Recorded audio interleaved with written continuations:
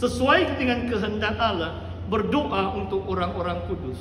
Saudara, jangan kita sekali-kali putus asa atau kecewa. Kita bermegah dalam pengharapan akan kemuliaan Allah, meskipun dalam kesengsaraan seperti yang dikatakan oleh Paulus dalam bab yang kelima sebelum ini. Karena Roh Kudus mampu membantu kita dalam kelemahan tubuh jasmani kita, kelemahan mental kita atau intelek kita, atau batin atau rohani pun mungkin malas, lamban secara kerohanian kita. Tuhan akan menggerakkan, menghidupkan kita kembali di dalam Dia. Saudara, dalam bab yang ke-8 mengatakan, kalau Roh Allah yang membangkitkan Yesus dari antara orang mati diam di dalam kita, Dia juga pasti membangkitkan kita semula. Maksudnya kuasa Allah yang membangkitkan Yesus sekarang berdiam, tinggal di dalam kita. He will quicken your mortal bodies. Jangan kita putus asa waktu kita melawan dosa, melawan kelambanan rohani, apapun masalah atau kesengsaraan.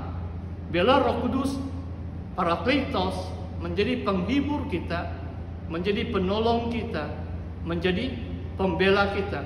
Dan poin yang terakhir, saudara, adalah Roh Kudus adalah pembela kita.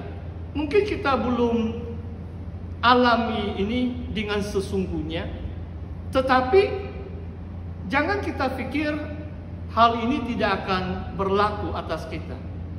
Kalau bicara tentang COVID-19 pun, mungkin ini satu petanda, it's like a wake up call untuk umat Kristen supaya kita tidak terlalu selesa. Sebenarnya baru minggu yang lalu saya masukkan dalam status update saya, tapi tiada orang komen. Kadang-kadang saya makan mie di kedai, orang komen, "Oh iya, bagus lah pasta, sedap lah." Tapi yang penting tidak komen. Nah, ini cerita dia lain lah. Ulang tahun ke-5 gempa bumi di Ranau, 5 hari bulan Jun. Saya belum pernah alami gempa bumi di Sabah sehingga waktu itu. Dan mungkin karena 5 tahun sudah terlalu selesa, tiba-tiba ada COVID-19 melanda kita. Supaya kita bangkit, kita berseru kepada Tuhan, mencari wajah Tuhan. Dan kita tahu bahwa pada akhir zaman nubuatan-nubuatan pasti digenapi. Di antaranya, saudara, saya cuma baca ini poin yang terakhir. Dalam Lukas 12 ayat yang ke-12, firman Tuhan mengatakan di sini bahwa waktu itu akan terjadi penindasan atau penganiayaan. Orang yang percaya akan dibawa, diperhadapkan di mahkamah atau dalam majelis agama atau di hadapan pihak berkuasa. Jangan kita ditangkap karena masuk penjara atas kejahatan kita. Ini bukan kebanggaan kita.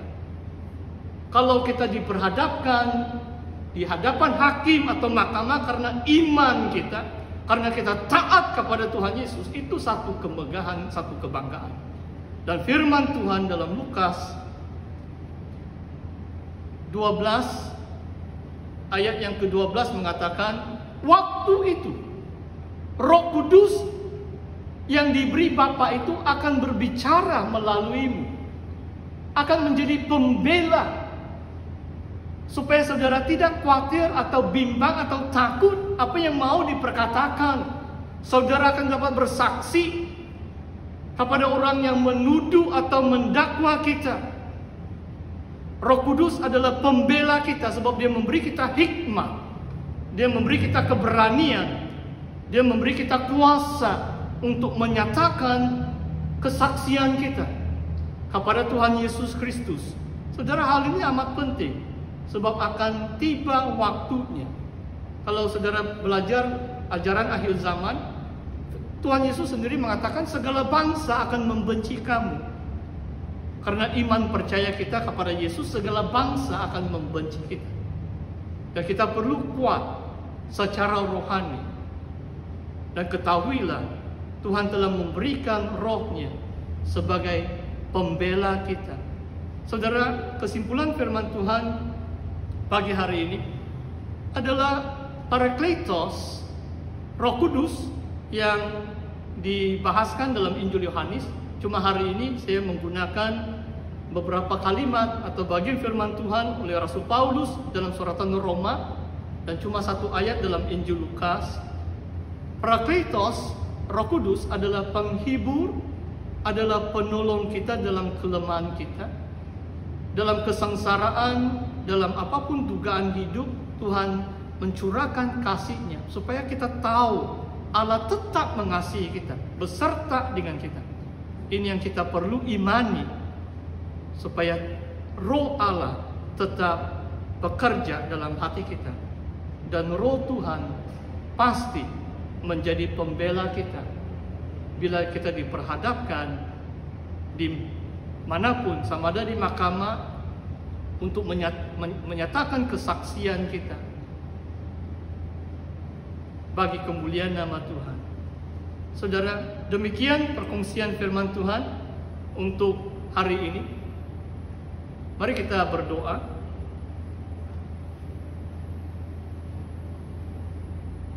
Bapa kami dalam kerajaan sorga, Bapa kami bersyukur ya Tuhan atas kasih setia-Mu. Kami mengakui ya Bapa, adakala kami tidak setia, namun firman-Mu mengatakan Allah tetap setia. Tuhan, Engkau mencurahkan kasih-Mu dalam hati kami oleh Roh Kudus-Mu. Biarlah umat-Mu, anak-anak-Mu hari ini menikmati kasih abadi yang dari Tuhan, agar kami tahu bahwa Allah tetap mengasihi kami ya Tuhan. Saat ini kami juga berdoa ya Bapa, supaya kami diberi keberanian untuk terus bersaksi, untuk menyatakan berita baik ya Bapa. Mungkin ada ancaman, ada dakwaan dari pihak-pihak tertentu, tetapi Roh Kudus adalah pembela kami, yang memberi kami kekuatan dan hikmat untuk bersaksi bagi kemuliaan nama-Mu. Di dalam nama Tuhan Yesus Kristus kami mengucap syukur dan berdoa. Mari kita berdoa doa yang Yesus ajar kepada murid-muridnya. Kita berdoa.